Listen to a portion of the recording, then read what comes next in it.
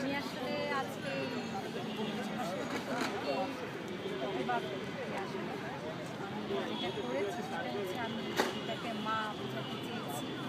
এটা আমাদের শান্তি আর এই যে সব ৭১ যেটা আমাদের যুদ্ধ, আমাদের অনেক যুদ্ধের পরে ৯ মাস যুদ্ধের পরে কিন্তু আমরা একটা স্বাধীন দেশ, যেটা আমরা মা বলি, দেশে বলি যেটাই মা, মাই মাই বলি।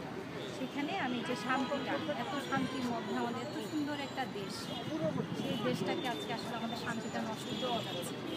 সেই জন্য আমি শান্তির প্রতীক হিসেবে এই পায়রাটাকে রেখেছি যে আমাদের দেশটা, আমাদের শান্তিটাকে যেন রক্ষা করে। আমরা কোনো অশুভ শক্তি, অশুভ শান্তি আসলে আমরা কাম্য করছি না, চাই না। আমরা চাই আমাদের সুন্দর একটা দেশ, যেরকম আমরা আছি সবাই মিলে এখানে, হিন্দু মুসলিম বৌদ্ধ খ্রিস্টান একসাথে, প্রত্যেকটা পার্বণ আমরা সবাই করছি। সেইখানে আসলে আমি এই দেশটাকে এরকমই একটা মায়ের কোলে শান্তিতে যেরকম একটা বাচ্চা থাকে, সেরকম একটা সুন্দর দেশ আমি চাই।